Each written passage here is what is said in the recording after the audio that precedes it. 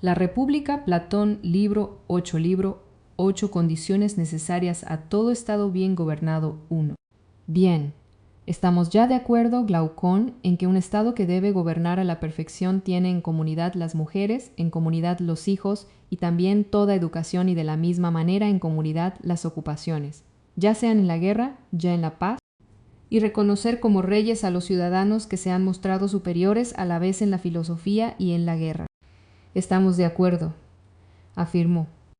Y también estuvimos de acuerdo en esto, que cuando se hayan constituido los jefes, conduciendo a los soldados, los instalarán en las casas que hemos descrito anteriormente, en las que nadie tendrá nada en propiedad, por ser comunes a todos. Y además de esos alojamientos, si recuerdas, también convinimos qué bienes podrán poseer. Recuerdo, afirmó, que estábamos decididos a que ninguno poseyera nada de lo que poseen los guerreros de hoy en día, pero que, como atletas guerreros y guardianes, debían recibir de los demás como pago a sus servicios lo que era necesario a su mantenimiento durante un aflo, a cambio de que debían velar por su seguridad y la de los demás ciudadanos. Te expresas justamente, dije.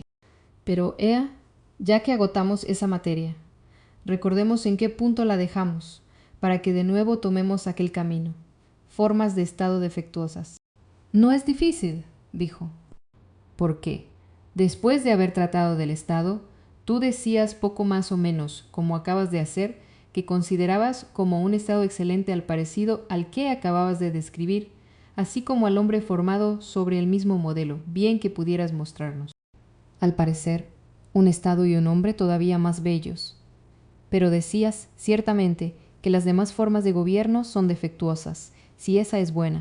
De esas otras formas, tú decías, como recuerdo, que eran de 4 clases, que eran dignas de atención y de que se examinaran sus defectos, y también los individuos correspondientes a ellas, para que, después de haberlos examinado y de haber reconocido nosotros al mejor y al peor, nosotros podríamos juzgar si el mejor es el más feliz y el peor, el más desdichado de los hombres, o podía ser de otro modo, y preguntarte yo qué 4 formas de gobierno decías. En ese momento Polemarco y Adimanto tomaron la palabra y de ese modo, después de haber replicado a su argumentación, has llegado hasta aquí. Te acordaste con mucha exactitud, dije. De nuevo, por tanto, como un luchador, ofréceme la misma prueba y ya que yo te pregunto lo mismo, intenta decir lo que entonces ibas a responder. Si es que puedo, dije yo. Y en verdad, dijo él, estoy impaciente de oírte decir cuáles son esas 4 clases de gobierno que decías. Con facilidad, dije yo, lo oirás.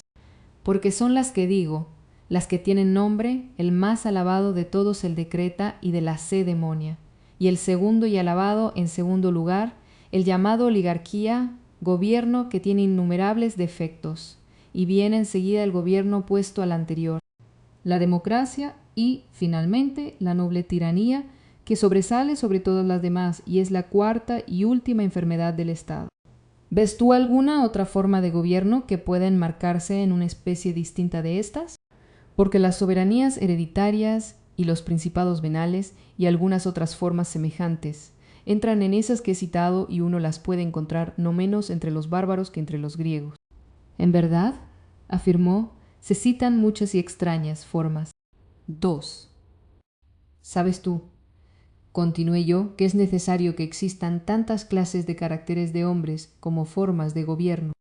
¿Acaso crees que esas formas surgen por azar de las encinas o de las rocas, sino de las costumbres de los ciudadanos, que arrastran todo en la dirección de lo que se inclinan? Yo ciertamente creo, dijo, que no pueden salir de otro sitio que de allí de las costumbres. Por consiguiente, si hay 5 clases de gobierno, también debe haber entre los particulares 5 clases de almas. No hay duda. Nosotros ya hemos examinado al individuo que corresponde a la aristocracia, el cual decimos que es bueno y justo. Lo hemos examinado. Y así, después de eso, no se debe pasar examen a los inferiores, al amante de la victoria y al amante del honor, según la constitución de la cedemonia, y a renglón seguido al oligárquico, al democrático y al tiránico, para que, después de haber visto al más injusto, lo coloquemos frente al más justo y tengamos una observación perfecta de cómo actúa la justicia pura y la injusticia pura, sin mezcla, sobre la felicidad y desdicha del que la posee, para que, confiando en Trasimaco, sigamos el camino de la injusticia o confiando en lo que se nos ha hecho ahora evidente, seguir la justicia. Sin ningún género de duda, pues, dijo, así debe hacerse. Así pues, como hemos empezado por examinar las costumbres de los estados antes que las de los particulares, para que sea más visible la realidad, así debe examinarse ahora primeramente el gobierno del honor, pues no tengo otro nombre con que llamarlo. Debe llamarse timocracia o timarquía, y examinaremos ante ella al hombre de esas condiciones, que ambiciona el honor, luego a la oligarquía y al hombre oligárquico, y enseguida, una vez que hayamos examinado la democracia, lo haremos con el hombre democrático. En cuarto lugar, después de ir al estado tiránico y de haberlo examinado, y cuando de nuevo hayamos considerado el alma tiránica, intentaremos ser unos jueces aptos para lo que nos hemos propuesto. ¿Te parece? El examen y el juicio llegarían a ser de ese modo, según la razón, no cabe duda, afirmó. La timocracia o el gobierno del honor 3. Ea, pues, continué yo, intentemos explicar de qué manera la timocracia sale de la aristocracia. Verdad que es fácil de entender esto, que toda constitución cambia de la parte que tiene el poder cuando se ha producido en esos mismos la división, y que, cuando existe el acuerdo, aunque sea completamente pequeño, es imposible que se la perturbe. Pues así es. Por lo tanto, Glaucón, ¿cómo nuestro estado se verá perturbado y de qué modo los guardianes y los magistrados se pelearán entre sí y también entre ellos mismos? ¿Quieres que, como Homero, conjuremos a las musas a que nos digan de qué modo la discordia sobrevino por primera vez y que, haciendo que jueguen y se diviertan con nosotros, como con unos niños, las movamos a hablar en serio el altisonante lenguaje de la tragedia? ¿De qué modo? De este modo, poco más o menos. Es difícil que se altere un estado, como el vuestro así constituido, pero ya que todo lo que nace está sujeto a su corrupción, vuestra constitución no durará siempre, sino que se disolverá. Y esta es su disolución. Hay no sólo para las plantas enraizadas en la tierra, sino también para el alma y el cuerpo de los animales que viven sobre su superficie, alternativas de fecundidad y esterilidad. Cuando la revolución periódica cierra el ciclo en que cada especie se desenvuelve, breve para los de vida breve y largo para las de vida larga. Y esos de vuestra raza, los que vosotros habéis educado para guiar al Estado, aunque sean sabios, no reforzarán las experiencias adquiridas mediante el razonamiento para llegar a discernir mejor los momentos de fecundidad y de esterilidad, sino que se les escaparán y engendrarán hijos cuando no deban. Hay, empero, para la generación divina, un periodo que abarca un número perfecto más para la de los hombres. Al contrario, es el más pequeño número, en el que ciertas multiplicaciones dominatrices y dominadas, progresando en 3 intervalos y 4 términos, llegan finalmente por cualquier vía de asimilación o desasimilación, crecimiento de crecimiento, a establecer entre todas las partes del conjunto una correspondencia que puede expresarse racionalmente. Su base epítrita, acoplada con el número 5, si se multiplica 3 veces, produce 2 armonías, de las que una está hecha de un número enteramente igual y de 100 tomados 100 veces, mientras que la otra está hecha parte de factores iguales. Parte de factores desiguales, es decir, de 100 cuadrados de diagonales racionales de 5, cada uno disminuido de 1, o de 100 cuadrados de diagonales irracionales, disminuidos de 2 y de 100 cubos de 3. Este número geométrico en su totalidad es el que posee la virtud de presidir y ordenar los buenos y los malos nacimientos.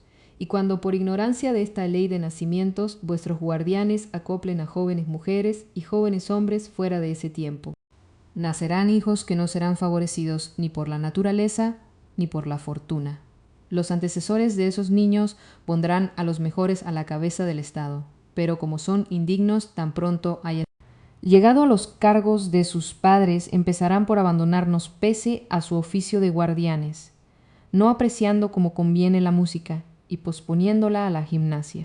De esa manera, vosotros tendréis una generación nueva, menos cultivada, y suministrará magistrados poco aptos para la función de guardianes, que no sabrán discernir ni las razas de Hesíodo, ni la de oro, la de plata, la de bronce y la de hierro, que nacerán entre vosotros, y al encontrarse mezclado el hierro con la plata y el bronce con el oro, resultará de esa mezcla una falta de igualdad, de justicia y de armonía, que allí donde se encuentre engendrará siempre la guerra y el odio. Es preciso, pues, afirmar que tal es el origen de la discordia donde quiera que se produzca siempre.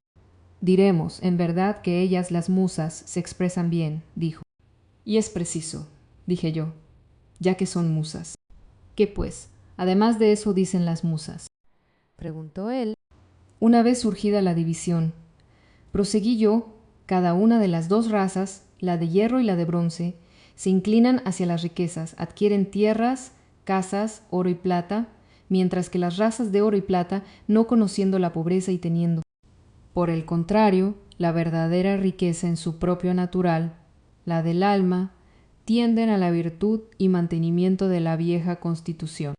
Al usar de la violencia y al oponerse unos a otros, se pusieron de acuerdo en dividir las tierras y apropiarse las casas. Y los que guardaban antes a sus conciudadanos como hombres libres, como amigos, como a los que los mantenían, esclavizándolos, los tratan como periecos y servidores, cuidándose ellos de la guerra y la guarda de los demás.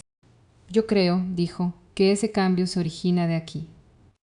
Por consiguiente, dije yo, ¿no sería ese gobierno un intermedio entre la aristocracia y la oligarquía? Sí, en efecto. Caracteres de la timocracia 4. El cambio se efectuará, pues de este modo, pero una vez haya cambiado, ¿cómo será gobernado? No es evidente que imitará por un lado la anterior forma de gobierno, por otro, la de la oligarquía, ya que es un intermedio entre las dos formas y también tendrá algo peculiar de la suya. Así es, dijo. Y así, por el respeto a los magistrados, por aversión de la gente de guerra a la agricultura, a las artes manuales y a los oficios lucrativos, por el establecimiento de la comida en común, la práctica de los ejercicios gimnásticos y de guerra. Por todas esas cosas, ¿no imitará al anterior gobierno? Sí. Y por temor a elevar a los sabios a la magistratura, puesto que no tendrá almas simples y firmes, sino almas mezcladas, por su inclinación hacia los caracteres violentos y más simples, hechos para la guerra más que para la paz, por el aprecio de las astucias y estratagemas de guerra, y por la costumbre de tener siempre las armas en la mano. No serán, por ventura, generalmente los rasgos que le resultarán propios. Sí. Pues esos tales, proseguí yo, serán ávidos de riquezas, como los que están en los estados oligárquicos y exaltados adoradores del oro y de la plata en las tinieblas, ya que tendrán sus escondrijos y tesoros particulares para sustraerlos a todas las miradas, y casas en cuyos recintos se atrincherarán, como en otros tantos nidos privados, dentro de los cuales harán grandes gastos para sus mujeres y para quienes les parezca. Es muy cierto, afirmó. Por consiguiente, también serán avaros de su dinero acumulado, ya que lo veneran y lo poseen clandestinamente y al mismo tiempo pródigos para con los demás para satisfacer sus pasiones.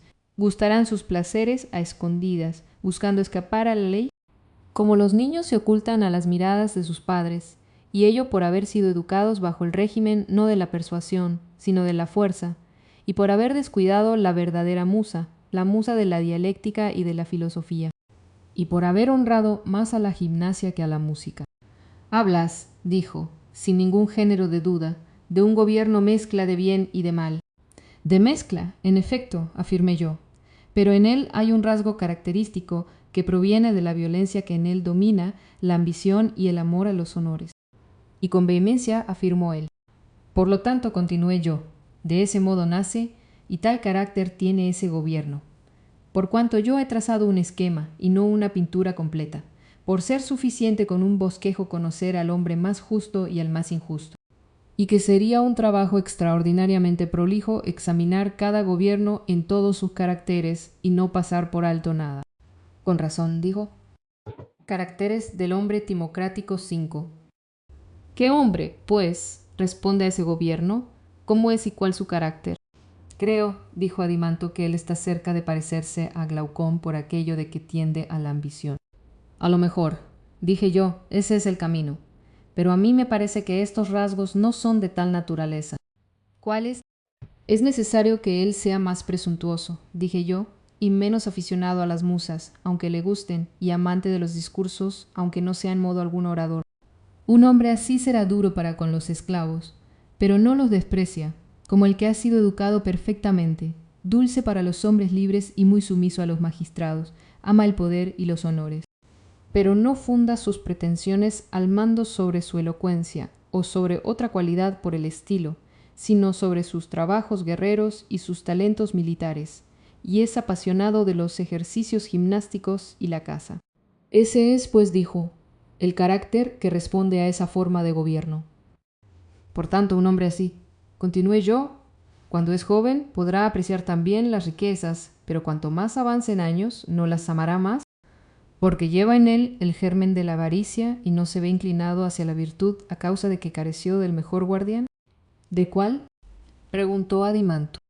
De la razón unida a la música, contesté yo, y ese es el único que llega a ser el que conserva la virtud durante toda la vida en el alma que tiene. Dices bien, afirmó.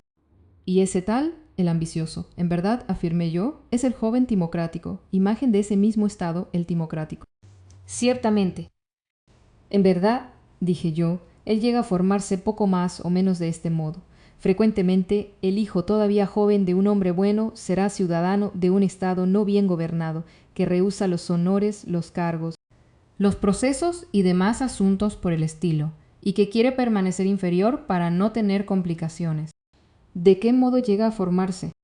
Preguntó Adimanto. Primeramente, dije yo, cuando escucha a su madre que se queja de que el marido no ocupa un lugar entre los magistrados y se ve inferior por eso entre las demás mujeres. Luego, de que no lo ve muy dispuesto a enriquecerse, ni a luchar, ni a difamar, ya sea en privado, ya en los tribunales, ya en las asambleas públicas, sino que soporta tranquilo todos esos ultrajes y se da cuenta de que siempre piensa en él mismo, y que no la honra de modo alguno ni la desprecia. Por todo eso, indignada. Le dice que su padre no es un hombre, que es muy abandonado a otras muchas cosas por el estilo que las mujeres gustan tener en boca en tales ocasiones. Ciertamente, dijo Adimanto, ellas tienen muchas cosas semejantes de esas. Sabes también, continué yo, que los servidores de las casas tienen también en secreto el mismo lenguaje con los hijos. Del amo, encuentran a un deudor a quien el padre no castiga o a un hombre culpable de cualquier otra causa y le recomiendan que, cuando llegue a ser hombre, castigue a esos tales y será más hombre que su padre.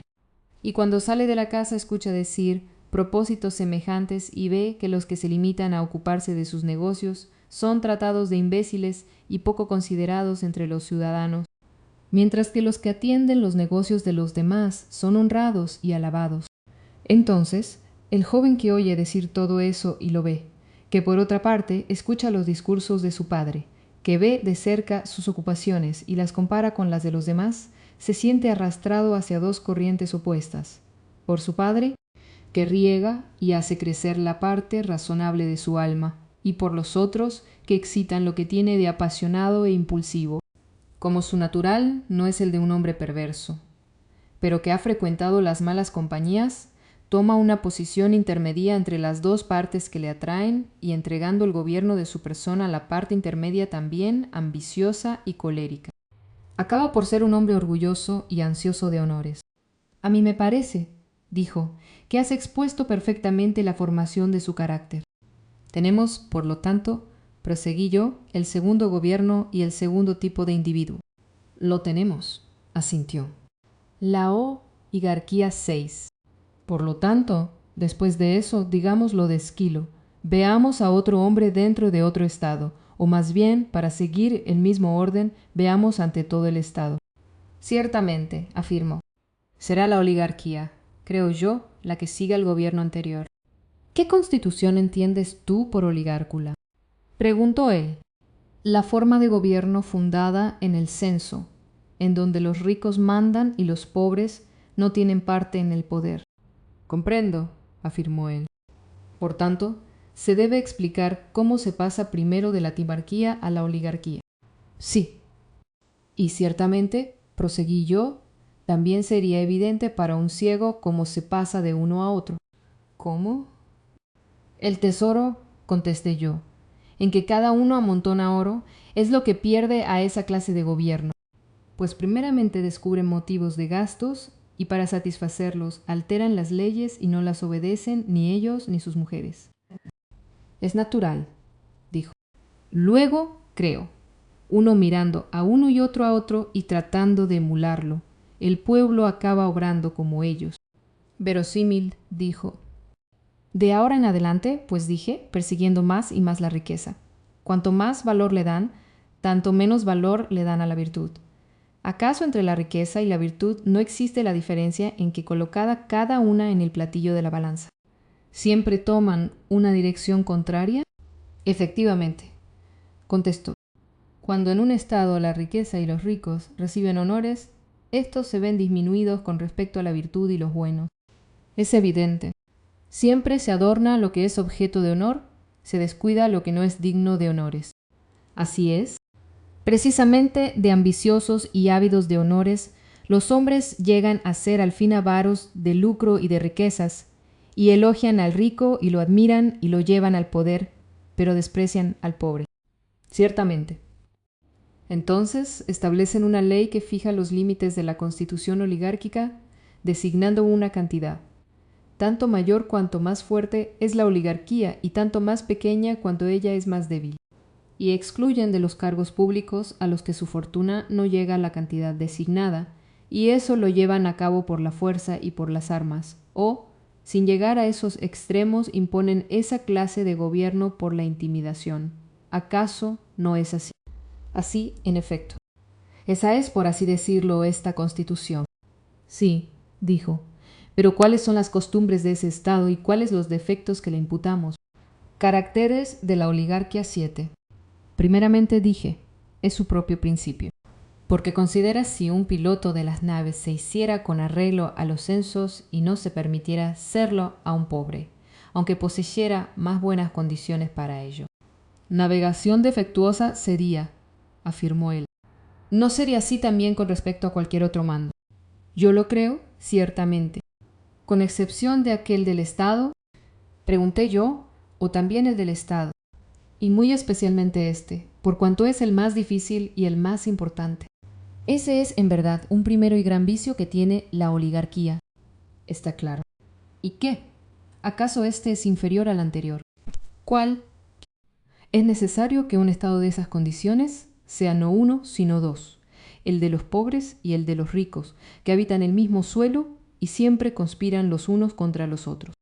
No, por Zeus, dijo, no es inferior. Pero tampoco es una cosa favorable el hecho de que no puedan guerrear cuando los oligárquicos se vean forzados a hacer la guerra bien armando al pueblo y temerlo más que al enemigo o demostrar en la batalla misma que son oligárquicos. Sin contar que su avaricia les impedirá contribuir a los gastos excesivos de una guerra. No es una cosa favorable. ¿Y qué? Lo que anteriormente censuramos, el que en ese mismo estado unas mismas personas se ocupen al mismo tiempo de la agricultura, del comercio y de la guerra, ¿acaso te parece que es conveniente? De ninguna de las maneras. Y ahora considera si, de todos esos males, no es ella, la oligarquía, la primera que recibe este mayor que todos. ¿Cuál? La libertad de vender todos sus bienes y, por otra parte, la de adquirirlos de otra persona, y una vez haber sido despojado de los bienes, la de permanecer en el Estado sin ser comerciante, obrero, soldado de caballería o de infantería, sino con el título de pobre e indigente. La primera que lo recibe, asintió. Ciertamente, no se impide eso en las oligarquias, porque, de impedirlo, unos no serían ricos excesivamente y otros totalmente indigentes. Verdaderamente. Observa además esto. ¿Acaso cuando un hombre así, mientras es rico, despilfarra sus riquezas, rinde al Estado más servicios en relación con las funciones de que antes hablábamos? Y aunque parecía que era de los gobernantes, verdad que en realidad ni era jefe, ni servidor del Estado, sino un disipador de sus bienes. Así es, dijo. Parecía, pero no era otra cosa que un disipador. ¿Quieres, pues, continué yo, que digamos que él, como el zángano nace en una celdilla para hacer el azote de la colmena, aparece como un zángano en su casa y que es el azote del Estado? Ciertamente, Sócrates, contestó. Verdad, Adimanto, que Dios ha hecho nacer sin aguijón a los zánganos salados, pero a los zánganos que van por tierra, a unos de ellos sin aguijón, pero a otros poseyendo terribles aguijones, y que los zánganos de 2 pies que no tienen aguijón acaban. Con los años, por ser mendigos, y de los que lo tienen salen toda clase de malhechores. Es muy cierto, contestó. Por tanto, es evidente, proseguí yo, que en un estado en donde puedas ver mendigos, hay sin duda en ese lugar ocultos unos ladrones, rateros, sacrilegos y malhechores de toda clase. Es evidente, afirmó. ¿Qué pues? ¿No ves que hay mendigos en los estados oligárquicos? Poco. Falta para que lo sean, todos, exceptuando a sus jefes. No vamos a pensar, proseguí yo, que también hay en esos estados muchos malhechores que tienen aguijones, a los que los magistrados contienen cuidadosamente por la fuerza. Lo pensamos, en efecto, contestó. No diremos, pues, que llegan a producirse allí unos tales individuos por la ignorancia, la mala educación y la forma de gobierno. Lo diremos. Por lo tanto, de tal condición es el estado oligárquico y tales los vicios que tiene, y a lo mejor tiene más. Posiblemente, afirmó. Dejemos, dije yo, esa forma de gobierno que llaman oligarquía, que tiene a los magistrados por medio del censo. Examinemos, tras eso, al hombre que responde a esa constitución, cómo llega a ser tal y cómo es una vez formado. De acuerdo, pues, dijo. El hombre del estado oligárquico 8. ¿Verdad que el timocrático cambia precisamente al oligárquico de esta manera? ¿De qué manera? Cuando él, el timocrático, ha tenido un hijo, éste, primero, imita a su padre y sigue sus huellas. Luego, cuando ve que su padre ha chocado contra el Estado repentinamente, como contra un escollo, y que después de haber prodigado sus bienes y su persona, ya sea a la cabeza de los ejércitos, ya al frente de cualquier otro cargo importante, que es conducido ante los jueces, atacado por los sicofantes y condenado a muerte o al destierro o a la pérdida de los derechos de ciudadanía o de todos sus bienes. Es natural que así sea, dijo. Después de haber visto, amigo, y de haber sufrido esas contrariedades y de haber perdido su patrimonio, una vez presa del miedo, enseguida, yo creo, hecha del trono de su alma, lo primero la ambición y la firmeza, tenidas antes como un honor. Después de haberse visto humillado por la pobreza y de volverse hacia el lucro, amontona dinero a fuerza de trabajo y de sórdidas y mezquinas economías. ¿Acaso no crees que un hombre en tales condiciones entonces eleva al trono de su alma la codicia y la avaricia, y las corona como gran rey en su corazón, y le coloca la tiara, los collares y le ciñe la cimitarra? Lo creo, ciertamente, contestó. Y yo creo que, después de haberlas colocado a una y a otra bajo sus pies, una a cada lado, y de hacerlas sus esclavas, permite que una no razone, que no busque sino los medios de aumentar su fortuna, y que la otra no admire y que no honre otra cosa, la riqueza y a los ricos, y poner tan solo su ambición en la posesión de bienes y en todo lo que a ello contribuya. No existe, dijo, una transformación tan rápida y poderosa para que un joven pase de la ambición a la avaricia. Ese, pues, no es el oligárquico, pregunté yo. Por lo menos, esa su transformación es propia del hombre semejante al gobierno de donde salió la oligarquía. Examinemos, pues, si se semeja a esta. Examinemos. 9. Ante todo, ¿no se semeja por la mucha estima que hace de las riquezas? ¿Cómo no? Y también en que es tacaño y trabajador, y en que tan solo concede a la naturaleza la satisfacción de los deseos necesarios, pero no los demás gastos, sino que reprime los otros deseos como vanos. Cierto, en absoluto. Es un miserable, proseguí yo, que hace dinero de todo, un hombre que acumula tesoros de esos a los que la multitud elogia. ¿Acaso no es ese el que se semeja al gobierno de esa clase que hemos nombrado ahora? Ciertamente a mí me lo parece, afirmó, pues precisamente el Estado y el individuo de esa naturaleza tienen el dinero como lo más precioso de todo. Pues yo creo, continué yo, que el tal no se ha ocupado de instruirse. A mí me parece que no, dijo, porque no habría puesto a un ciego al frente del coro de sus ansias y los honraría sobre todo. Bien, proseguí yo, pero observa esto, no diremos que los deseos en él llegan a ser semejantes a los de los zánganos por la falta de una instrucción, los unos mendigos, los otros malhechores, deseos que son reprimidos por la fuerza a causa de otra inquietud. Sí, ciertamente, dijo. ¿Sabes, pues, pregunté, ¿A dónde debes dirigir tu mirada para descubrir la maldad de ellos, de sus deseos? ¿A dónde?, preguntó. A las administraciones de los bienes de los huérfanos y si les toca alguna otra comisión, de manera que tenga mucha libertad para obrar mal. ¿Es verdad?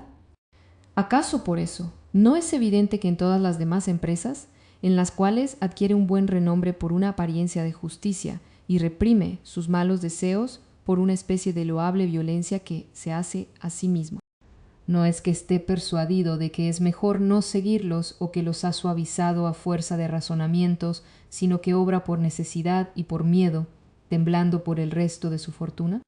Sí, ciertamente, dijo. Sí, por Zeus, amigo, continué yo, cuando deba dilapidar los bienes de otro, hallarás arraigados en la mayoría de ellos los deseos naturales de los zánganos. Certísimo. Un hombre así no puede estar tranquilo en sí mismo, no es uno, sino dos. Pero los deseos que triunfan de los otros deseos son, las más veces, los buenos de los malos. ¿Es así? Por eso, pues, creo que el tal será de actitudes más decentes que muchos, pero la verdadera virtud, inclinada al acuerdo y armonía del alma, huirá lejos de él hacia alguna parte. A mí me lo parece. Y además, ese individuo despreciable tacaño no mostrará sino una débil emulación para disputar en la ciudad a particulares la palma de una victoria o de otra gloriosa competición, no queriendo gastar dinero por obtener honores por esa clase de combates y temiendo despertar deseos pródigos y que le sirvan para ayudarle a triunfar de los rivales. No combate oligarca como es, sino con una pequeña parte de sus fuerzas, y es vencido la mayoría de las veces, pero se enriquece. Es verdad, dijo. ¿Dudamos, pues, todavía, pregunté yo, que ese hombre tacaño y negociante hasta la médula, por su semejanza, se encuentre identificado con el Estado oligárquico? De ningún modo, contestó. De la democracia, 10. Después de eso, como así parece, se debe examinar, pues, la democracia, de qué modo se produce, el origen, y una vez producida, cómo es el carácter, para luego, una vez conocido el carácter del hombre democrático, lo mostremos con arreglo al juicio formado. Seguiremos al menos así, dijo, el camino acostumbrado. Pues bien, dije yo, no se produce el paso de la oligárcula a la democracia de la forma siguiente a causa del insaciable deseo del bien que se tiene delante, el de que se debe llegar a ser lo más rico posible. ¿De qué forma se produce ese cambio? Puesto que yo creo que los jefes, teniendo las riendas en ese régimen por estar en posesión de grandes bienes, no quieren reprimir por una ley cuantos desenfrenos de los jóvenes se producen para que dejen de malgastar y de perder su patrimonio, con el fin de comprar los bienes de esos malgastadores y de prestarles en hipoteca y enriquecerse todavía más y ser más considerados. Más que todo lo desean. Luego es evidente que en un estado los ciudadanos no pueden estimar al mismo tiempo la riqueza y adquirir la templanza necesaria, sino que es preciso abandonar una cosa o la otra. Bastante evidente, contestó. Por eso, en las oligarquias, los magistrados, por abandonarse y entregarse al desenfreno, obligan a menudo a caer en la indigencia a hombres de excelentes condiciones naturales. En efecto. Y así permanecen inactivos en la ciudad, yo creo, armados con aguijón, y bien armados, unos cargados de deudas, otros de infamia y otros de ambas cosas a la vez, odiando y conspirando contra los que han adquirido sus bienes y contra los demás, deseando vivamente la revolución política. Es eso. Y los usureros, con su mirada baja, no pareciendo que ven a esos desdichados y cayendo sobre los demás ciudadanos, que se les van entregando siempre hiriéndolos con su aguijón, el dinero, centuplican el interés de su capital y multiplican en el Estado el zángano y el mendigo. Pues ¿cómo no los han de multiplicar? Y ni quieren, continué yo, apagar ese mal que en la ciudad lo devora todo como el fuego, impidiendo que uno quiera disponer a su gusto de sus bienes según aquel remedio que expuse, ni por este, el de hacer otra ley que suprima las cosas de esa naturaleza. Abusos. ¿Qué ley? La que es la segunda tras aquella, la de aquel remedio, y que obliga a que los ciudadanos se preocupen de la virtud.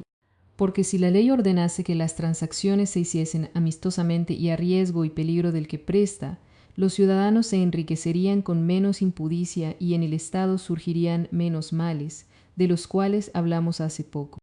Y muchos menos, dijo él. Actualmente, proseguí yo, al contrario, los gobernantes, por todas esas cosas, colocan en esa situación a los gobernados. Y ellos mismos y sus hijos, acaso, al vivir los jóvenes licenciosamente y en la ociosidad, tanto física como intelectual, ¿no llegan a ser débiles e indolentes ante los placeres y los dolores? ¿Qué pues? Y los padres, con excepción del dinero, no se preocupan de todo lo demás y no tienen más inquietud por la virtud que los pobres. No, ciertamente. Y estando en esas condiciones de espíritu, cuando entre sí se encuentran los gobernantes y gobernados, bien sea en los viajes, bien en cualquier otro encuentro, o en una teoría o en una expedición militar por mar o por tierra, o que se contemplen mutuamente en los momentos de verdadero peligro, los pobres no son despreciados por los ricos, sino que muchas veces un hombre pobre, fuerte, tostado al sol, alineado en la batalla junto a un hombre rico, criado a la sombra y que tiene muchas carnes inadecuadas, lo vea jadeante y lleno de dificultad de proseguir. ¿Crees tú que no piensan que los tales se enriquecen por la cobardía de ellos, la de los pobres, y que el uno al otro se dicen: cuando llegan a estar aparte, nuestros hombres, pues son nada sin nosotros? Me consta, dijo, que obran así. Por tanto, como a un cuerpo débil le basta una pequeña influencia del exterior para caer enfermo, e incluso a veces aparecen perturbaciones sin causa exterior, así también un Estado, en situación análoga, llega a ser víctima, en la menor ocasión, de la enfermedad y de la guerra intestina, mientras que cada partido llama en su ayuda a los de afuera, unos a los de un Estado oligárquico, otros a los de un Estado democrático. Pero a veces la revuelta se origina sin injerencia extranjera. Y duramente, en verdad, la democracia se establece, creo, cuando los pobres, después de haber vencido, matan a unos, destierran a otros y reparten por igual con los que quedan el gobierno y las magistraturas, y lo más corriente es que las magistraturas se saquen a suerte. Pues es, dijo, ese el establecimiento de la democracia, sea por la fuerza de las armas, sea por el miedo de los otros los ricos que se retiraron. Carácter de la democracia 11. ¿De qué manera, continué yo, se administran ellos? ¿Y cuál es a su vez un gobierno de esa naturaleza? Porque es evidente que un hombre que se le parezca se nos mostrará como un hombre democrático. Es evidente, dijo. ¿Verdad que ante todos es libre, y en el estado de plena libertad se produce también la libertad de hablar y la licencia de hacer lo que uno quiere? Al menos, así se dice, contestó. Allí donde hay tal licencia, es evidente que cada uno puede llevar el género de vida particular que le agrada. Evidente. Realmente, en ese gobierno, creo, más que en otro, se producirán hombres de toda clase. Pues cómo no. Parece, dije yo, que esa forma de gobierno es la más hermosa de todas, como un manto abigarrado que ha sido matizado con toda clase de adornos. Así también ese gobierno, salpicado de toda clase de caracteres, puede aparecer como el más hermoso. Y posiblemente, añadí yo también, como los niños y las mujeres contemplan complacidos lo variadamente pintoresco, muchos lo juzgan el más bello. Efectivamente, afirmó. Yo feliz, amigo. Exclamé yo. ¿Te es posible buscar una forma de gobierno? ¿De qué modo? Porque, gracias a la libertad, contiene todos los géneros de constitución y parece que, si se quiere establecer un Estado, como nosotros hacemos ahora, es necesario dirigirse a un Estado democrático y allí se puede elegir el régimen que se prefiere, como si se fuera a un bazar de constituciones políticas y fundarlo según el modelo elegido. Lo cierto es que probablemente, dijo, no faltarán modelos. Pero no hay obligación alguna de mandar en ese estado, ni aun si se es capaz de mandar, ni tampoco obedecer si no se quiere, y no hacer la guerra con los que la hacen, ni guardar la paz cuando los otros la guardan, si no se la desea, ni dejar de mandar y juzgar si a uno se le ocurre. Aunque una ley te impida mandar o juzgar, ¿acaso no es divino y delicioso ese método de vida a simple vista? Quizá, dijo, a simple vista. ¿Y qué? ¿No es admirable la tolerancia hacia unos que fueron condenados? ¿No has visto tú en un estado de esta clase a unos hombres que fueron condenados a muerte o al destierro permanecer en la ciudad, andar entre la gente y pasearse sin que nadie se ocupe de él ni los vea, como pasa con los semidioses. A mucho he visto, contestó. Pero esta indulgencia, esta extremada liberalidad del espíritu y este desprecio hacia las máximas, que ensalzándolas, las expresábamos nosotros cuando establecíamos nuestra ciudad.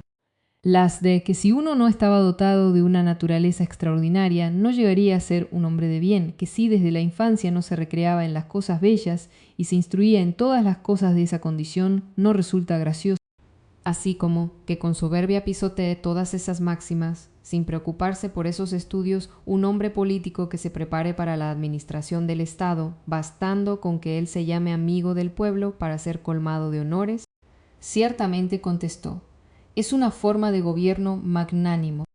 Tales, dije, son y otras semejantes las ventajas de la democracia, y sería, al parecer, una forma de gobierno encantador, anárquico, pintoresco y que dispensa una especie de igualdad tanto a lo que es desigual como a lo que es igual. Realmente, dijo, expones cosas conocidas de todos. El hombre democrático 12. Ahora, pues, considera, proseguí yo, quién es el individuo en su vida particular con esas ideas, o ante todo debe examinarse cómo se forma, del mismo modo que hemos examinado la forma de gobierno democrático. Sí, contestó. ¿Verdad que es de este modo? De aquel oligarca avaro nacería un hijo, creo, que ha sido formado por su padre con sus mismos sentimientos. Pues ¿por qué no? Él también, como el padre, sujeta por la fuerza los placeres que hay en él, cuantos son costosos, pero al contrario, no lucrativos, los cuales se llaman deseos superfluos. Es evidente, dijo. Por consiguiente, quieres que para que discutamos con claridad, empecemos por definir los deseos necesarios y los que no lo son los superfluos. Lo quiero, contestó él. ¿Verdad que es justo que se llamen necesarios aquellos que no podemos rechazar y cuantos nos proporcionan utilidad al satisfacerlos? Porque la naturaleza nos ha impuesto la necesidad de esas dos clases, ¿o no? Sí. Pues a eso le daremos con justicia el calificativo de necesario. Con justicia. ¿Y qué? Aquellos de los que uno puede librarse si se ejercita desde joven, y cuya presencia no produce ningún bien, pero sí lo contrario. A todos esos, si decimos que son no necesarios, superfluos, ¿verdad que su calificativo sería acertado? Acertado, en efecto. Elijamos, pues, un ejemplo de cada una de esas dos clases, para que tengamos de ellos una idea general. Ciertamente es conveniente el deseo de comer hasta el punto de mantener la salud y el buen estado del cuerpo y de la simple alimentación y del condimento que se le pone. ¿No es acaso un deseo necesario? Yo lo creo. El deseo de la alimentación es en cierto modo por dos necesidades, por la utilidad de su satisfacción y porque es indispensable para vivir. Sí.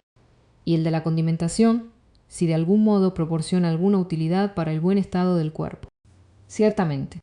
Y que el deseo que va más allá de esos dos y el de los alimentos dañinos, por los refinados, distintos de los referidos, posible de reprimirse desde la infancia y por la educación, y ser desarraigado de la mayoría de los hombres, deseo perjudicial por una parte para el cuerpo y por otra para el alma, la sabiduría y la templanza. ¿Acaso lo llamaríamos con razón no necesario? ¿Superfluo? Con mucha razón, en efecto. No diremos que esos deseos son costosos, pero aquellos provechosos, porque son útiles para nuestros quehaceres. ¿Qué duda cabe? Así también diremos sobre los deseos amorosos y de los demás. Así. ¿Acaso no decíamos que ese hombre al que antes llamábamos zángano era el entregado a esos placeres y a esos deseos y dominado por los deseos superfluos, y al contrario, que era económico y oligárquico el dominado por los deseos necesarios? Ciertamente, ¿qué duda cabe? De cómo el oligárquico llega a ser democrático. 13. De nuevo, pues, continué yo, digamos cómo un individuo llega a ser de un oligárquico un democrático. A mí me parece que frecuentemente llega a ser de este modo. Habla. Cuando un joven formado, como decíamos antes, en la ignorancia y deseo del lucro, saborea la miel de los zánganos y frecuenta esos instintos fieros, ardientes y funestos, aptos para proporcionar placeres de todas clases y cualidades. Entonces cree que él experimenta el cambio de su propio gobierno de la oligarquía a la democracia. Es en absoluto necesario, afirmó. Entonces, pues, como el Estado cambió al ser ayudado uno de los dos adversarios por un aliado de fuera que es de su mismo partido. Así el hombre joven cambia cuando una de las dos especies de pasiones que en él existe recibe de fuera la ayuda de un grupo de pasiones de la misma familia y naturaleza. Exactamente. Y si yo opino, algún aliado viene en socorro del partido oligárquico que hay en él, ya sea su padre, ya algún otro pariente, que le hacen reflexiones y reproches, se originan en él dos partidos opuestos y la lucha consigo mismo. ¿Qué, pues, podría ocurrir? Y algunas veces, creo, la facción democrática se dio a la oligárquica, y algunos deseos o fueron destruidos o arrojados por haberse producido algún cierto pudor en el alma del joven y de nuevo fue ordenado. Algunas veces sucede, dijo. Pero, por otra parte, creo, una vez expulsados esos deseos, otros deseos de la misma familia se han originado sin darse cuenta, en gran cantidad y con fuerza por la ignorancia del padre en educarlo. Realmente acostumbra suceder así, afirmó. Por lo tanto, lo arrastraron hacia esas mismas compañías y ocultamente nació una casta numerosa. ¿Pues qué podía pasar? Pues acaban, pienso, apoderándose de la fortaleza del alma del joven, después de haber comprendido que se halla vacía de conocimientos, de nobles ejercicios y de máximas verdaderas, que son en realidad los mejores centinelas y guardianes de los hombres amados de los dioses. Y muy amados, por cierto, asintió. Por eso, máximas y opiniones, yo creo, falsas e impostoras, se apoderaron del mismo lugar ocupado por el otro. Exactamente, dijo. Y después de haber ido de nuevo a aquellos, los lotófagos, habita allí abiertamente con ellos, y si de parte de sus allegados le llega algún refuerzo para el partido del ahorro que hay en su alma, esas máximas embusteras, cerrando las puertas del muro del Palacio Real. No dejan pasar ni al socorro mismo, ni la diputación de los buenos consejos que le dirigen particulares de más edad. Verdad que entonces ellos ganan la batalla y llamando imbecilidad al pudor. Lo arrojan afuera y lo destierran ignominiosamente, deshonran y arrojan la templanza, a la que llaman falta de hombría, y exterminan la moderación y la mesura en los gastos. Como que son tosquedad y bajeza, exterminan todo, convenciéndose por muchos y superfluos deseos. Exactamente. En efecto, después de que ellas las máximas y opiniones falsas vaciaron de esas cosas, esas virtudes, y de que purificaron el alma del que gobierna, como para iniciarla en los grandes misterios, después de eso no tardan en asentar en ella la insolencia, la anarquía, la prodigalidad y la desvergüenza, que avanzan brillantemente, coronadas sus cabezas, con numeroso cortejo, cantando sus alabanzas y llamándolas con palabras de cariño, diciendo que la insolencia es modales corteses, que la anarquía es libertad, que la prodigalidad es magnificencia, y desvergüenza, hombría. ¿No es acaso así, poco más o menos, continué yo, que el que es joven cambia del régimen de los deseos necesarios en el que ha formado al régimen libre y de desenfreno de placeres superfluos y funestos? Cierta, evidentemente, contestó él. Después de eso, él vive gastando no más dinero, fatigas y tiempo en los placeres necesarios que en los superfluos. Pero si es feliz y no lleva demasiado lejos sus desenfrenos, y si el cúmulo de pasiones se ha amortiguado con la edad, entonces deja entrar parte del grupo de los que desterró, y no se abandona por entero a los invasores. Establece entre los placeres una especie de igualdad y discurre su vida, entregando el gobierno de su alma al primero que se presenta, como si el azar lo decidiese, hasta que una vez saciado se abandona a otro sin rechazar ningún placer, sino que los alimenta a todos por igual. Muy cierto. Y a la razón y a la verdad, continué yo, rechazándolas, no las deja penetrar en la fortaleza. Si alguno dice que son placeres que provienen de deseos nobles y buenos y los otros de deseos perversos, y que es necesario cultivar y honrar a los primeros y reprimir y domar a los segundos, dice con un signo de menosprecio y sostiene que todos son de la misma naturaleza y deben ser honrados por igual. Precisamente, dijo, estando en esa disposición de espíritu obra de ese modo. Así pues, proseguí yo, pasa cada día complaciendo al primer deseo que se presenta. Hoy se embriaga al son de la flauta, mañana bebe agua y se adelgaza, ora se ejercita en el gimnasio, ora está ocioso y no se ocupa de nada. Algunas veces se le creería abismado en la filosofía. A menudo es un hombre de estado y saltando a la tribuna dice lo primero que se le ocurre. Un día envidia a los hombres de guerra y se pone de su lado. Otro día a los hombres de negocio y se mete a comerciante. En una palabra, no conoce orden ni regla en su conducta. Es para él un régimen de vida agradable, libre y feliz, más que ningún otro, sin pensar en cambiarlo. Has descrito, dijo él, de modo completo la vida de un hombre amigo de la igualdad el democrático. Y creo, dije yo, que también he descrito completamente el que reúne en sí toda clase de caracteres, también al hombre hermoso y variado que se parece al Estado democrático, y a esa vida muchas gentes de ambos sexos. Ese género de vida en el que se encuentran casi todos los modelos de gobierno y de costumbres lo envidian. Así es, en efecto, afirmó. ¿Qué, pues? Alineemos nosotros a esa clase de hombre en la democracia, ya que se le puede llamar con justicia democrático. Sea alineado, contestó. De la tiranía exoleve. Pues bien, proseguí yo, nos queda por explicar la más bella forma de gobierno y el más bello carácter de hombre, la tiranía y el tirano. Perfectamente, dijo. Vamos, pues, querido amigo, ¿cómo se produce el carácter de la tiranía? Porque casi es evidente que viene de la democracia. Evidente. ¿Acaso no se produce de un mismo modo el pase de la oligarquía a la democracia y de la democracia a la tiranía? ¿Cómo? El bien, dije yo, que se propusieron y por el cual se estableció la oligarquía era la riqueza excesiva, ¿acaso no? Sí. El deseo insaciable de riqueza y la indiferencia hacia las demás cosas la perdieron. Es verdad, afirmó. Así pues, el bien que la democracia establece, el deseo insaciable de él también la destruye. ¿Qué bien dices que establece? La libertad, dije. Pues oirás decir en un estado democrático que es lo más bello de todo y que por esta razón es el único estado en el que el hombre nacido libre puede habitar. Se dice, en efecto, afirmó, esa palabra de manera muy frecuente.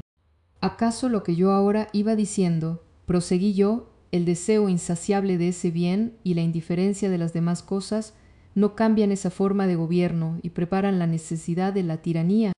¿Cómo? Preguntó. Cuando un Estado democrático, que tuvo sed de libertad, pienso, encuentra al frente unos malos escanciadores y más allá de lo que necesita se embriaga de libertad pura y los que gobiernan no son complacientes en extremo y no les conceden una completa. Libertad los acusa y los castiga como malvados y oligarcas. Pues llevan a cabo eso, afirmó.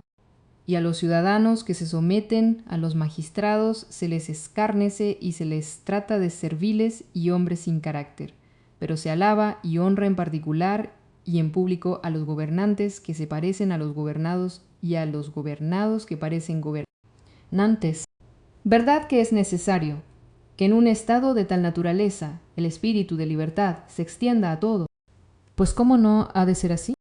Y que también, amigo querido, proseguí yo, que penetre en el interior de las familias y al fin la anarquía se desarrolla hasta en las bestias. ¿Cómo? Preguntó él, explicamos eso. Solamente dije que el padre se acostumbra a tratar a su hijo de igual a igual y a temer a sus hijos, y que el hijo se iguala al padre y que no tiene respeto ni temor a sus padres para ser libre, que el meteco llega a ser igual al ciudadano, el ciudadano al meteco y asimismo el extranjero. Pues así sucede, dijo. Eso sucede, continué yo, y todavía se producen otras pequeñas cosas de esa naturaleza. En un estado semejante, el maestro teme y adula a sus discípulos, y los discípulos se burlan de sus maestros, como también de sus educadores. También, generalmente, los jóvenes, codeándose con los viejos, se enfrentan con ellos de palabra y de hecho, y los viejos, por complacer a los jóvenes, se hacen bromistas y dicharacheros, imitándolos, para que no parezca que son fastidiosos y despóticos. Ciertamente, dijo, pero amigo, continué yo, el último exceso que produce el abuso de la libertad en un estado semejante es cuando los hombres y las mujeres que se han comprado no son menos libres que los han comprado. Y casi me olvidaba de decir hasta dónde llega la igualdad y libertad en cuanto a las relaciones de hombres y mujeres. ¿Por qué no? Dijo. Según la expresión de Esquilo, diremos lo que ahora me vino a la boca. Ciertamente, dije, también yo digo eso, porque las bestias mismas que están al servicio del hombre son aquí mucho más libres que en parte alguna, hasta el punto de que es preciso verlo para creerlo. Pues es verdaderamente allí que las perras se parecen a sus amas. Allí se ve a caballos y asnos, acostumbrados a un porte libre y altanero, tropezar por las calles con cuantos se encuentran sin cederles el paso, y todas las demás cosas se producen así. Desbordantes de libertad. Tú me refieres como mi sueño, porque cuando voy al campo frecuentemente experimento eso. Entonces tú comprendes, continué yo, al acumularse todos esos abusos, cuán débiles hacen los espíritus de los ciudadanos, que a la menor sombra de contrariedad se enfadan y rebelan y acaban, como sabes, por burlarse de las leyes escritas o no escritas, para no tener absolutamente quien les mande. Lo sé muy bien, dijo. El exceso de libertad conduce a la servidumbre 15.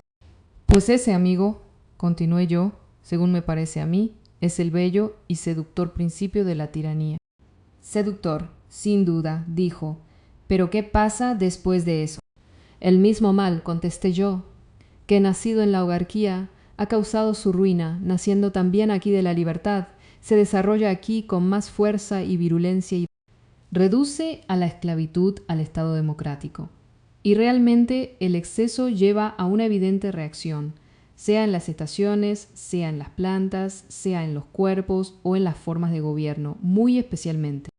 Es natural, afirmó, pues la excesiva libertad parece que no conduce a otra cosa que a un exceso de servidumbre, tanto en el individuo como en el Estado.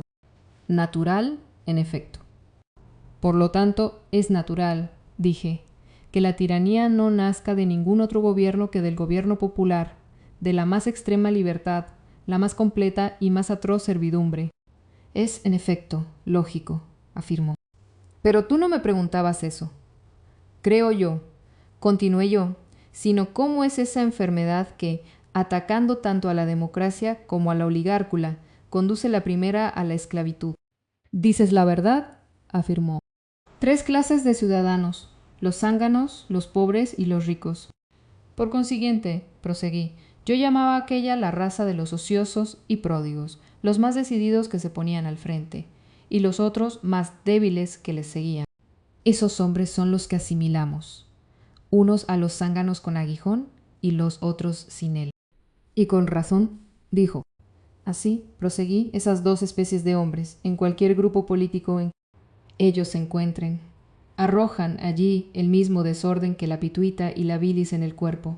Estos son los 2 azotes que el buen médico y el sabio legislador deben vigilar antes de que aparezcan, como hacen los hábiles apicultores con referencia a los zánganos, impidiendo que nazcan y, si no lo consiguen, suprimiéndolos lo más pronto posible en los alvéolos mismos.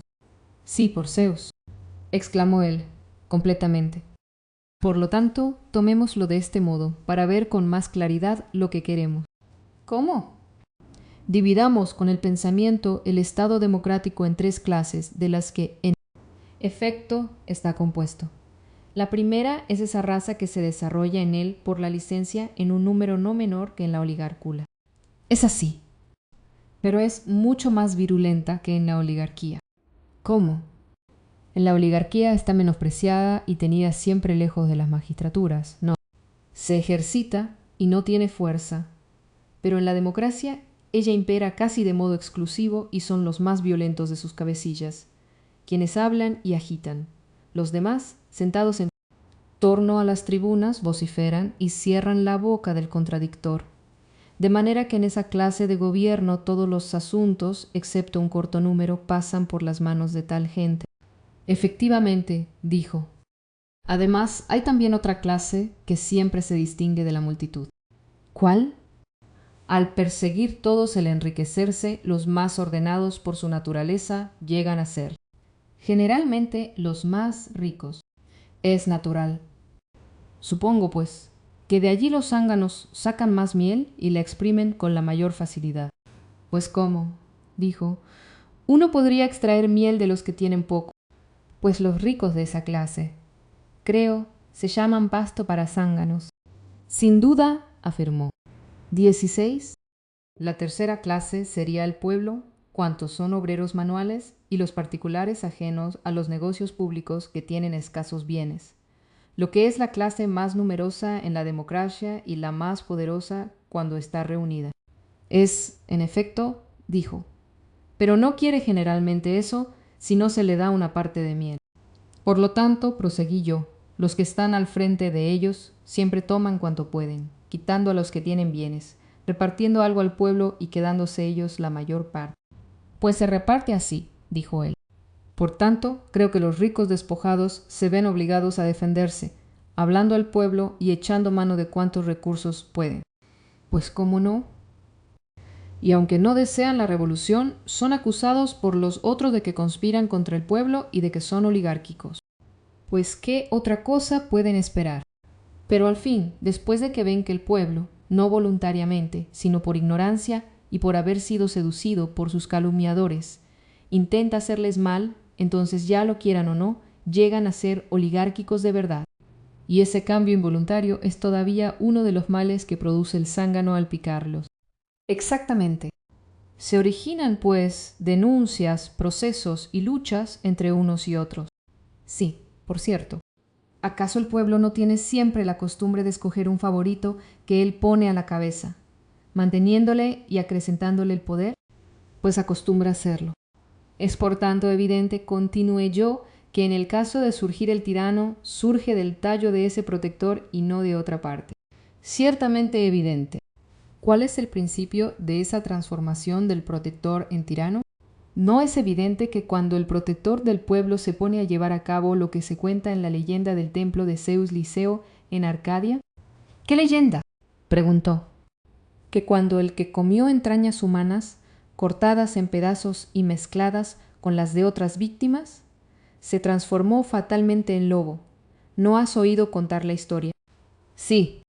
Así, también el jefe del pueblo, al tener la multitud sometida a sus órdenes, no se abstiene de la sangre de los de su misma tribu, sino que, por las acusaciones calumniosas, método grato a sus semejantes, los arrastra ante los tribunales y ensucia su conciencia haciendo que injustamente se les quite la vida, gustando con una lengua y boca impías la sangre de sus parientes, y con los destierros y las condenas de muerte, y cuando intima con la supresión de las deudas y un nuevo reparto de tierras, ¿no es entonces para un hombre así una necesidad y como una ley del destino, bien el perecer a manos de sus enemigos o de transformarse en lobo?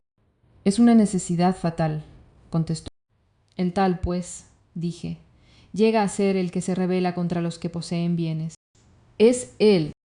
¿No es verdad que, después de haber sido desterrado y de haber regresado con oposición de sus enemigos, se vuelve un tirano refinado? Es cosa evidente. Pero si son impotentes sus enemigos de arrojarlo ni hacerlo morir enemistándole con el pueblo, conspirarán contra él para asesinarlo a escondidas. En efecto, contestó él, acostumbra ser así. Es el momento para todos los ambiciosos, llegados a este punto, para recurrir a la famosa recuesta del tirano, la de pedir al pueblo una guardia personal para que el defensor del pueblo se conserve para servirle. Efectivamente, dijo. Lo conceden, creo, temiendo por su defensor, pues el pueblo está creído de su seguridad. Sí. Por consiguiente, cuando un hombre tiene fortuna, y por eso mismo es sospechoso de ser enemigo del pueblo, entonces amigo, según el oráculo dado a Creso, él huye a lo largo del pedregoso ermo y no se detiene y no teme ser un cobarde. Y en efecto, dijo, no habrá de temerlo dos veces.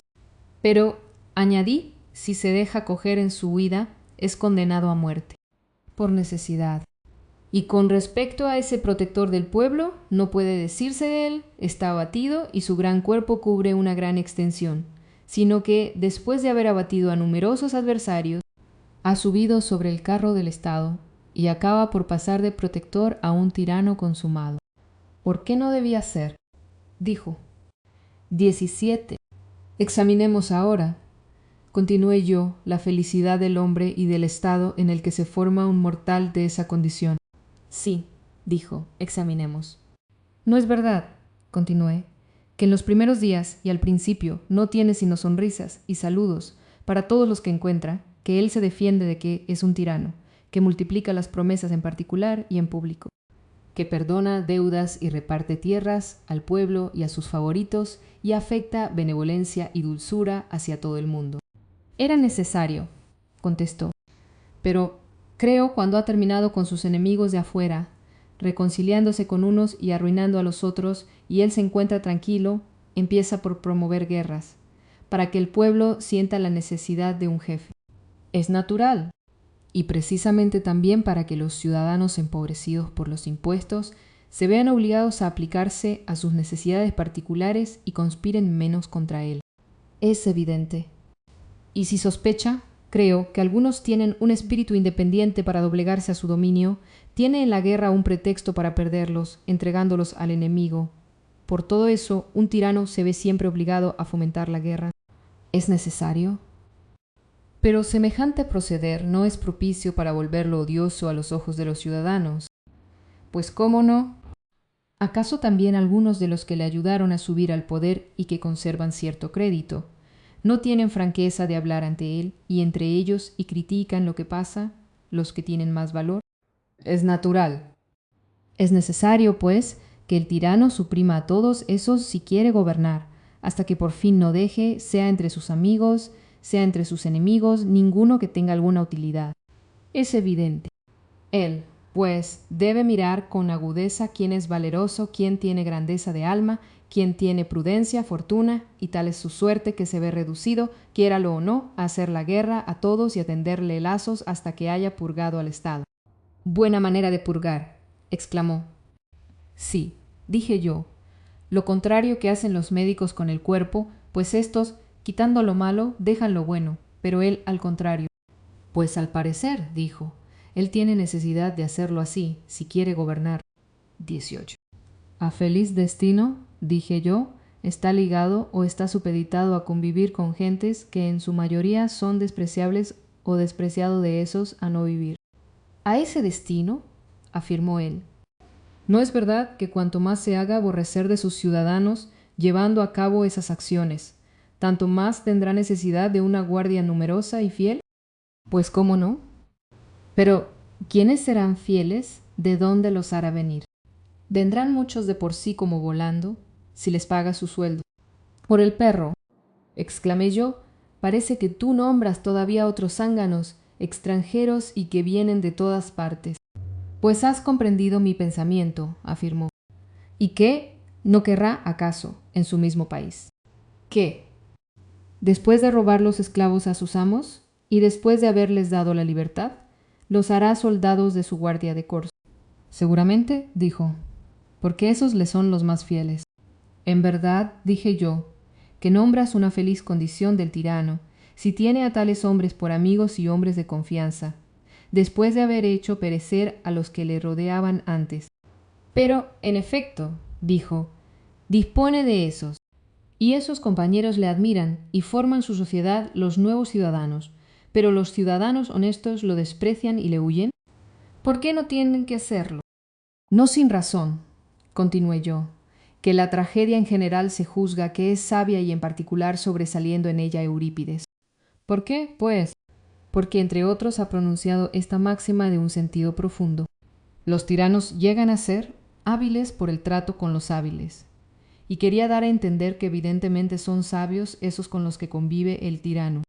También elogia, dijo, la tiranía como una cosa que iguala a los dioses y también en otros muchos parajes, tanto él como otros poetas. Por eso dije, puesto que son sabios, los poetas de la tragedia nos perdonan a nosotros y a aquellos que se gobiernan de modo parecido a nosotros si no los recibimos en nuestro estado, ya que prodigan alabanzas a la tiranía. Yo opino ciertamente que nos perdonan cuantos de entre ellos son ingeniosos. Pero recorriendo por otros estados, creo, reuniendo a las multitudes y pagando expresiones bellas, poderosas y convincentes, arrastran a esos estados hacia la tiranía y la democracia. Exactamente. Además, reciben dinero y honores, especialmente, como es natural, de los tiranos y, en segundo lugar, de las democracias. Pero a medida que ellos elevan a administraciones superiores, más se debilita su gloria. falta el aliento y no tiene fuerza para avanzar. Ciertamente. 19. Pero continué, en este caso rebasamos la cuestión. Regresemos al campo del tirano. ¿Cómo mantendrá esa bella y numerosa guardia abigarrada y siempre cambiante? Es evidente, dijo, que si él tiene en el estado tesoros sagrados, gastará esos, mientras la venta de los objetos sagrados cubrirá sus gastos, aligerará las contribuciones que impone al pueblo. ¿Y qué? Cuando eso le falte. Es evidente, contestó, que vivirán de los bienes de su padre él, sus invitados, sus favoritos y sus amantes. Comprendo, dije yo. O sea que el pueblo que dio el ser al tirano lo alimentará y también a su comitiva. Y será para él de suma necesidad, dijo. ¿Qué dices? Pregunté. ¿Y si el pueblo se enfada y dice que no es justo que un hijo en la flor de su edad sea una carga para su padre, cuando por el contrario es el hijo al que corresponde alimentar a su padre? Que no lo ha sacado al mundo y colocado en el sitio que ocupa para verse, cuando su hijo sea grande, esclavo de sus esclavos, y para tener que alimentarle a él, a sus esclavos y al enjambre de extranjeros que le siguen. Que lo único que pretendió al ponerlo a la cabeza era librarse de los ricos y de los que en la sociedad se llaman gentes honradas, pero al presente le intima y ordena que salga del estado a él y a su comitiva. Como un padre arroja de su casa a su hijo y sus convidados inoportunos, entonces, por Zeus, exclamó él, el pueblo reconocerá qué tontería ha hecho al dar la vida, acariciar y educar a semejante criatura y que quiere arrojar a gentes más fuertes que él. ¿Qué dices tú? Repliqué yo. El tirano se atreverá a violentar a su padre y si no cede, a pegarle. Sí, contestó, después de haberle quitado las armas. Dices, continué yo, que el tirano es un parricida y un severo alimentador de sus padres ancianos, y al parecer eso sería lo que ya todos llaman tiranía. Y el pueblo, queriendo, como se dice, evitar el humo de la esclavitud al servicio de los hombres libres, cayó en el fuego del despotismo de los esclavos y a favor de la libertad extrema y desordenada. Ha caído bajo la librea de la servidumbre, la más dura y la más amarga, la sumisión a los esclavos. Ciertamente, añurmó, eso ha llegado a ser de ese modo. ¿Qué, pues? Dije, diremos sin modestia si afirmamos que nosotros hemos explicado de modo suficiente el paso de la democracia a la tiranía y las costumbres de un gobierno como este. La explicación es de todo punto suficiente, contestó.